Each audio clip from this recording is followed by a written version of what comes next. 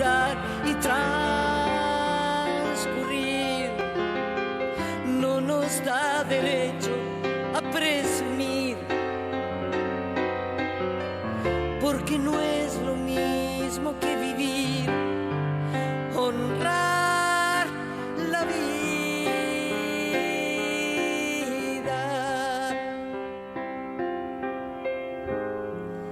honrar la vida. ¿Cómo están? Hoy hemos elegido tratar el tema de los derechos de la niñez y la adolescencia, partiendo de la normativa internacional y de la ley, dictada en su consecuencia, la Ley Nacional 26061. Lo que nos interesa es poder analizar en qué medida esa normativa, a la hora de la implementación y la puesta en práctica, efectivamente es garantía de absolutamente todos los derechos que esa ley prevé. Hace pocos días se presentó en el Senado de la Nación un libro, El abogado del niño, que tiene que ver justamente con esta temática. Nos pareció interesante, entonces, para desarrollarla, invitar a su autora, Laura Chávez Luna. ¿Cómo estás, Laura? ¿Qué tal, Lía? Gracias por la invitación. Un gusto. Vos sos abogada, mediadora, abogada del niño. Así es. ¿Cuándo empezó tu carrera profesional? Y mira, yo me gradué en el año 2000 en la Universidad de Buenos Aires. Me entregaron el diploma un 9 de marzo del 2001. Me matriculé en el Colegio Público de Abogados de la Capital Federal y empezó la aventura de salir a abogar. Toda una aventura, ya lo creo. Sí, es que son 15 años ya de ejercicio profesional. ¿Y cómo decidís ser abogada del niño? ¿Qué te lleva a eso? Bueno, yo comencé, tuve en realidad como un quiebre a nivel personal y profesional hace ya casi 10 años. Venía de ejercer 5 años la profesión y en esa aventura, bueno, uno empieza a hacer contactos, empieza a litigar, empieza a ver complicaciones. ¿Qué trabajabas en derecho de familia? ¿Qué hacías? Sí, ¿Cuál era como la tendencia yo me había o el graduado gusto? en derecho penal, pero inmediatamente decidí, yo me gradué con orientación en derecho penal en la UBA, pero inmediatamente decidí que lo que quería era trabajar con temas de niñez, toda la problemática infanto-juvenil, así que empecé estudios de posgrado. Inmediatamente, yo me había recibido con una materia de 2 puntos en mayo, junio, y en agosto ya empecé el posgrado. Y bueno, estuve 5 años trabajando de manera independiente, tuve un accidente muy grave, donde casi quedó hemipléjica, y ese accidente cambió mi vida. Es como que puse una lista de todos mis deseos, mis anhelos, y dije que yo solamente quería dedicarme a los temas de niñez, adolescencia y familia, fue uno de los principales puntos de esa lista, y bueno, en estos 10 años pude hacerlo realidad, apliqué para trabajar en un hogar de niños, que fue lo que me marcó a nivel profesional, y empecé como asesora para la Asociación Civil San Benito José Labré. Tuve varias entrevistas, el director era un trabajador social, y bueno, tuve 7 años de recorrido ahí y eso me marcó profundamente. ¿Trabajabas como asesora? Como asesora letrada del hogar, entonces trabajaba con todos los conflictos que hacían a los niños que estaban institucionalizados, que en ese momento todavía no teníamos la ley que vos nombrás, la 26061. Se trabajaba con las viejas protecciones de persona. Así que bueno, pude ver el quiebre y el paso a esta normativa que es una ley muy especial en esta carrera que yo vengo haciendo y que vengo aprendiendo todos los días. La ley 26061 marca un hito muy importante en mi carrera y este libro es el corolario de alguna manera de eso, el primer puntapié para seguir construyendo otras herramientas y otra forma de abordar los problemas. Me ha interesado particularmente porque, bueno, además de tener un buen compendio de toda la legislación específica, digamos, que ya facilita para el estudio y el trabajo, lo que me ha parecido interesante y de algún modo, digamos, es lo que me parecía que podíamos transmitir, es la cosa práctica, ¿no es cierto? Porque la ley es como lo ideal, prevé y garantiza absolutamente todo. Pero a la hora de la implementación, y lo conversábamos en algún otro momento, hasta digamos, no ya la sociedad que ignora bastante todo esto, sino la misma estructura judicial. Hay jueces que no entiendes que están formados en la época del patronato, es decir, no han entrado todavía en el nuevo paradigma de la convención y la ley, Y ahí me gustaría, en todo caso, que nos comentara sobre las dificultades concretas que a ese nivel se les presentan, también para poder entender la dificultad del acceso verdadero a la justicia de los niños, niñas y adolescentes, ¿no? Bueno, el título del libro tiene que ver con eso, con el acceso a la justicia y los problemas que se encuentran hoy, básicamente, después de algunos años de recorrido de esta ley, se dan en distintos órdenes, tanto en la justicia civil como en la justicia penal. En el caso de la justicia penal se da también en el fuero ordinario y en el fuero federal, donde por el libro podés ver que hay casos donde se interviene, y digo la palabra casos con respeto, ¿no? Porque hablamos de niños, niñas y adolescentes que sufren, por una cuestión metodológica se habla de casos, que hay niños que son víctimas de delitos, por ejemplo como la trata de personas, así que también se litiga en el orden federal. Y las complejidades, las dificultades para restituir derechos en materia de lo que es un colectivo, o sea, yo no trabajo sola como abogada del niño, se trabaja en colectivos, las dificultades que encontramos se dan en la justicia civil, cada vez en mucho menor medida. Los jueces de familia están como más abiertos a poder abrigar estas situaciones, estas perspectivas nuevas. A veces hay dificultades ideológicas, pero se van limando. En materia penal es mucho más complejo todavía, porque el sistema penal pareciera, sobre todo en el orden federal, donde quizás los magistrados, algunos, no todos, y cuando hablo de magistrados hablo de jueces y de fiscales, no están formados en la Ley de Protección Integral de los Derechos de Niñas y Adolescentes. Y cuando uno la argumenta y la postula, a veces incluso ya no es desconocimiento, es desprecio por la normativa y desprecio por los derechos del niño. Esto es una gran complejidad, porque entonces si no respetan esa normativa, vulneran derechos de todos estos chicos. Una suerte de desidia. Vos me comentabas un caso que creo que tenía que ver con un delito de una adolescente víctima de delito de trata. Sí, es un caso que en el libro se encuentra como un caso paradigmático, porque es un ejemplo donde la intervención del abogado del niño, entendiéndolo como un colectivo, puede marcar la diferencia entre la vida y la muerte. Una intervención negligente, una intervención que lo que hace es frustrar una investigación, como es develar, por ejemplo, donde se encuentra un prostíbulo, donde se explotan otras niñas, que esta chica se escapó de un prostíbulo con fines de explotación sexual, me parece que marca una irresponsabilidad, y quiero ser muy precavida cuando hablo de esto, porque yo respeto muchísimo la investidura de los magistrados, pero eso no empece a que sean impunes cuando cometen irregularidades. Claro. Nosotros estamos denunciando en este caso concreto al juez, al secretario y a la instructora por los delitos que se cometen cuando uno trabaja con niños y adolescentes y no se reserva identidad, es más, se la vulnera, se la viola, se intenta que la abogada diga dónde se encuentra la adolescente que se escapó. Es decir, hay un montón de irregularidades, revelar domicilios de los testigos, pretender que yo, por ejemplo, que soy la abogada, hay fuerzas de seguridad implicadas en materia de trata que están contaminadas y que yo interpelara a uno de esos miembros con un arma. Entonces son todas irregularidades que lo que los abogados del niño tenemos que hacer es plantearlo como corresponde, en un expediente concreto, iniciar una denuncia y proseguirla.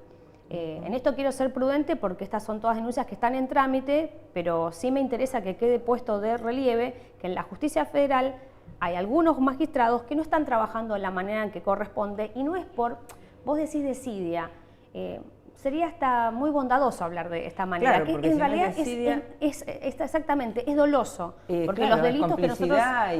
Lo que pasa que, a ver, como abogada, yo tengo que ser prudente, yo no puedo decir cuáles son los motivos por los cuales los jueces o los magistrados trabajaron de esta manera, pero sí tengo la obligación de exigir que se investigue, porque la propia joven me dice, ¿pero qué quiere el juez? ¿Que me maten? Claro. Entonces, cuando vos tenés un abogado del niño que se plantea de esta manera, y claramente eso es un problema.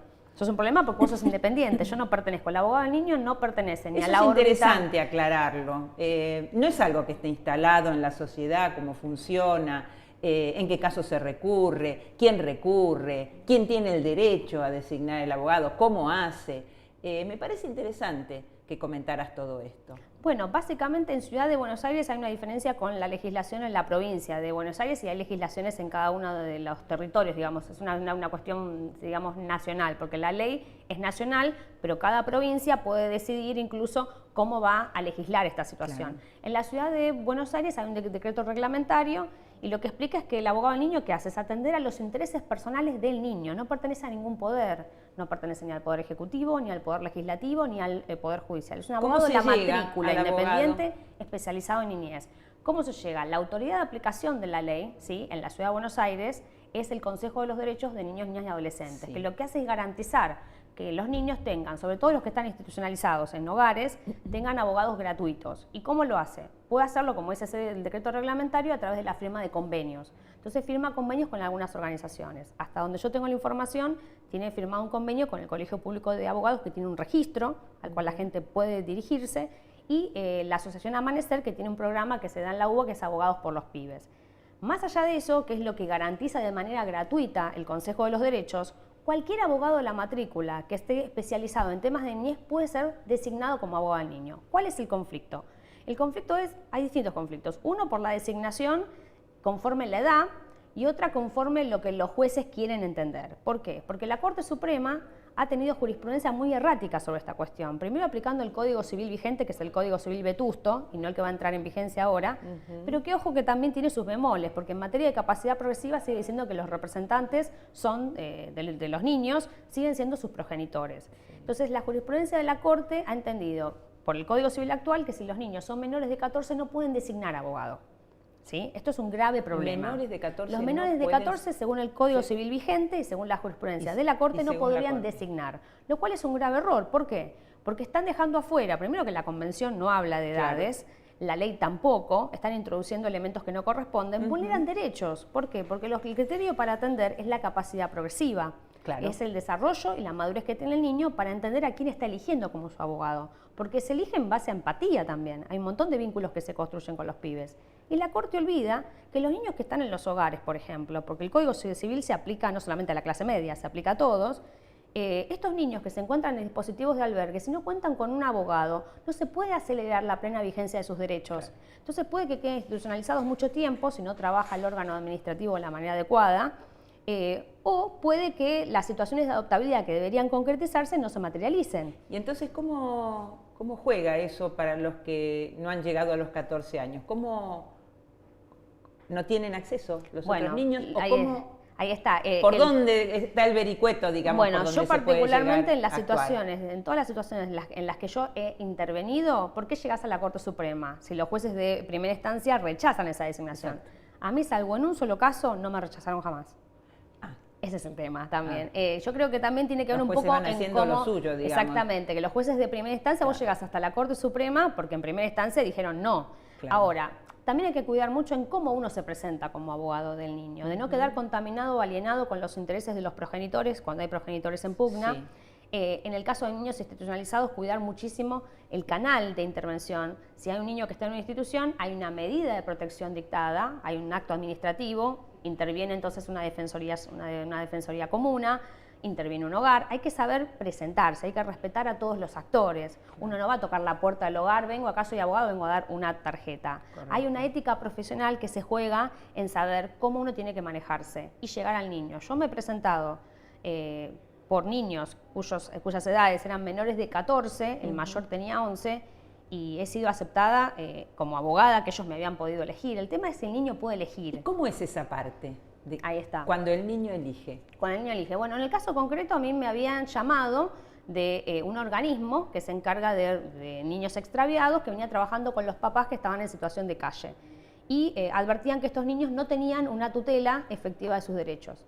Entonces me convocan. Cuando me llaman me dicen, nosotros sabemos que vos trabajás como abogado del niño. Le dije, bueno, pero no quiero escuchar más nada. Le dije, yo solamente quiero ir a ver a los niños y escuchar sus necesidades, sus deseos y ver cuál es el alcance de sus pretensiones. Porque si yo los escucho a los adultos, quedo contaminada con lo que los adultos vienen a traer. Bueno, así lo entendieron. Fui a la Defensoría Comuna, pregunté si había algún abogado que se había presentado por esos chicos, me dijeron que no. Entonces dije, bueno, yo como abogada del niño vengo a promover que esto se acelere para que los chicos tengan una respuesta. O vuelven con su familia biológica, se agota el trabajo de política pública que haya que agotar, o van en adoptabilidad, se busca algún referente, hay que empezar a trabajar estrategias. De la Defensoría Comuna abrazaron con alegría que alguien se presentara, porque como el abogado del niño no pertenece a ningún poder, tiene una libertad absoluta para manejarse, el único límite es la ética profesional. De ahí llamaron al hogar, me habilitaron el ingreso, pues no puede cualquiera tocar la puerta, que es lo que te contaba, y bueno, tuve las entrevistas con los nenes, con todos ellos, eran muchos hermanitos, también hay que ser acá, esto es muy importante, yo lo digo en el libro, cómo uno se presenta en esa primera entrevista con el niño, ¿no? No es lo mismo que hablar con un adulto. Hay estrategias, hay herramientas. Y además puede haber una cierta desconfianza también del niño, en los casos de niños que han sufrido así como sucesivas vulneraciones de derechos, no debe ser tan fácil presentarse y que el niño acepte. Debe haber toda una estrategia de comunicación, de contacto, de vínculo, de acercamiento, ¿no? Bueno, que permite la confianza del niño. Esto de los procesos de construcción de confianza, yo hablo mucho de eso por mi formación como mediadora, que la verdad que me aporta muchísimo en materia de lo que es comunicación, porque a veces puede ocurrir que estos niños incluso... yo he visto colegas que no están muy bien formados en el tema y que se abordan chicos que se encuentran en instituciones, por ejemplo, no sé, diciéndole, querés ser mi amigo, no, ese tipo de intervenciones son iatrogénicas. Yo no me paro frente al chico diciéndole que sea mi amigo o diciéndole que me dé un beso, por ejemplo. Claro. Los niños que han sufrido abuso y maltrato tienen un posicionamiento frente a los adultos distinto. Entonces uno tiene que ser muy cauteloso y hasta incluso pensar en que en ese primer encuentro no voy a poder conocer los deseos y sus necesidades, que es un primer encuentro. Yo tengo que respetar los tiempos del niño, que son los tiempos que prevalecen. No porque yo tenga que ir a ver a otro chico en otro hogar, la entrevista tiene que durar media hora y tengo que hacer el escrito ahí. Hay que adaptarse a cada niño en particular, a cada grupo de hermanos y distinguir las singularidades, porque a veces uno va a entrevistar hermanitos, no todos los hermanos tienen las mismas necesidades y deseos, y no es el combo. Respetar su subjetividad, respetar su historia y lo que cada uno quiere es muy importante. Y por eso hay distintas estrategias que yo planteo en el libro para los abogados del niño de cómo se puede hacer ese primer encuentro y cómo se puede hacer una primera presentación. Porque hay abogados que se desesperan por la presentación judicial y a veces lo primordial no es la presentación judicial. Lo primordial, en realidad, tiene que ver con una petición concreta al órgano administrativo que administra lo que es la política pública, y si ellos quieren volver con la familia. El programa de fortalecimiento de vínculos no me lo va a dar el juez. El programa ¿quién me lo va a dar? Me lo va a dar el organismo que tiene el recurso. Entonces, a veces saber canalizar eso y entenderlo es lo que digo yo, genera la eficacia de la intervención, de que al niño se le restituyan sus derechos y que pueda salir lo más rápido de ese hogar. Porque ningún niño, yo trabajé en un hogar, los hogares laburan muy bien, pero un hogar de niños no es el hogar para un chico, es la familia. Entonces el abogado del niño tiene que promover, es uno de los pilares, promover la desinstitucionalización.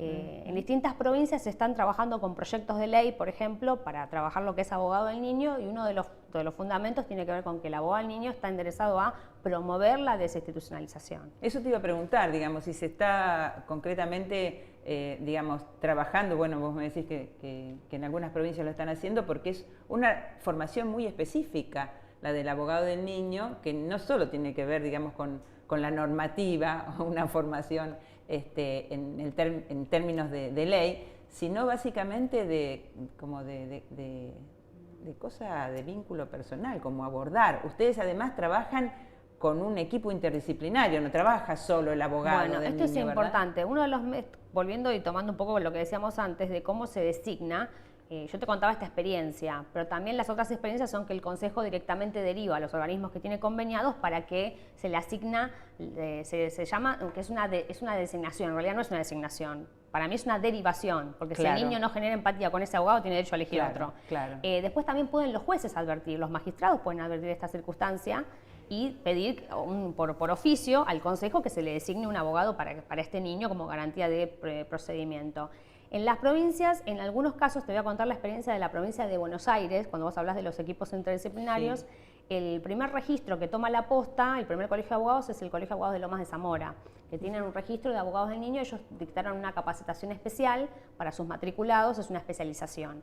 Y ellos están trabajando de manera interdisciplinaria. Yo particularmente, ahora que me encuentro, digamos, como abogada independiente, trabajo de manera interdisciplinaria con una perito que es psicóloga, que es consultora, y trabajo con ella también, porque esto es importante, poder saber escuchar al niño desde la interdisciplina.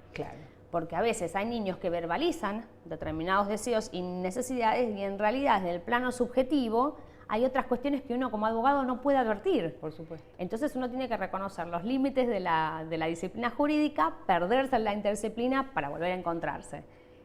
Porque lo más importante no es quién soy yo, cuánto sé, lo más importante es la intervención que puedo dar. El foco es el chico. Contabas así particularmente en el caso de una adolescente que estuviste horas con ella en un hogar intentando que comprendiera de qué se trataba para que luego pudiera elegir.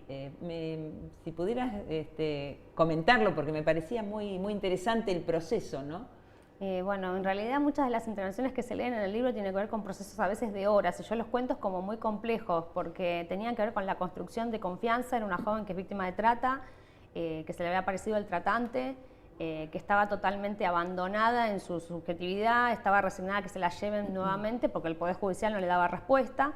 Y ella decía, y yo lo pongo ahí, es muy duro, a veces hasta me emociono y pido disculpas, se me embarga la emoción cuando recuerdo sus palabras, porque ella decía, ya estoy resignada, si quiere venir que me lleve, ya nadie quiso hacer nada, nadie puede hacer nada, ya no creo más en nadie. ¿De qué edad?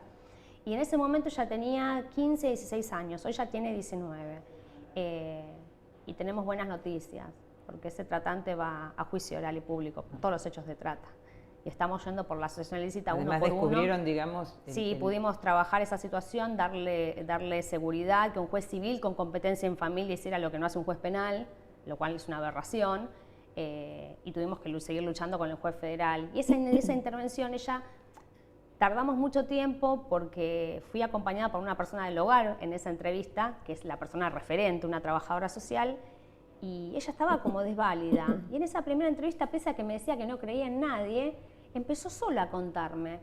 Y empezó a contarme que la habían golpeado con cadenas, cómo había sobrevivido a ese dolor, y se puso a contarme también cómo se trabaja, y lo digo entre comillas, en la lógica prostibularia, ¿no? Y más sobre todo cuando se explotan niñas. Y ella iba abriéndose y me iba contando, pero a la par como que me decía que no confiaba en nadie y que estaba resignada, pero se abrió a comentarme todo eso. Y yo le di tiempo, le dije, bueno, que yo le expliqué qué es lo que podía hacer un abogado del niño por ella, que si quería podía volver en otra oportunidad, eso es importante, darle a los chicos su tiempo. Y no fue necesario, porque después de todo ese tiempo cayó la noche y ese día había un problema de luz en el hogar y terminamos ahí en medio de la oscuridad, y ella aceptó hacer un escrito de su puño y letra donde le pidió al juez civil con competencia en asuntos de familia que le diera una consigna o custodia para su protección. Y bueno, se logró, pero rapidísimo, en menos de una semana, y cuando ella vio esos avances, accedió también a presentarse en sede penal. Y esto es lo más rico que le quiero dejar quizás a los que nos están viendo como parte querellante, como protagonista. Y bueno, y la está luchando y se va a juicio oral y público gracias a ella, porque a veces la gente se confunde. Te dice, bueno, porque vos que sos... No, el abogado del niño, ¿qué es lo que hace? Hace que se escuche efectivamente las necesidades y deseos de esta chica, o sea que no soy yo. En realidad la fuerza que ustedes pueden ver en mí es la fuerza de esos chicos que me nutren. Es la voz de ellos y sus necesidades y sus deseos. Así que fue una intervención exitosa porque estaba resignada a que se la lleven. Y de hecho, eso va a ser materia de otro libro, porque el tratante se le apareció 2 veces más. Es muy importante, se nos termina el programa, pero en todo caso este cierre, ¿no? Porque la sociedad, que también tiene su parte en todo esto, tiene su responsabilidad. Me parece que lo mejor que podemos hacer es acercarle esta información para que tome conciencia. Necesitamos generar conciencia sobre los derechos y sobre la realidad que nos toca vivir. Gracias, Laura. Seguramente te vamos a invitar en otra oportunidad para seguir conversando estos temas. Gracias a vos. Y de ustedes nos despedimos hasta la próxima semana. Chao. Eso de durar y transcurrir no nos da derecho a presumir, porque no es lo mismo que vivir, honrar la vida,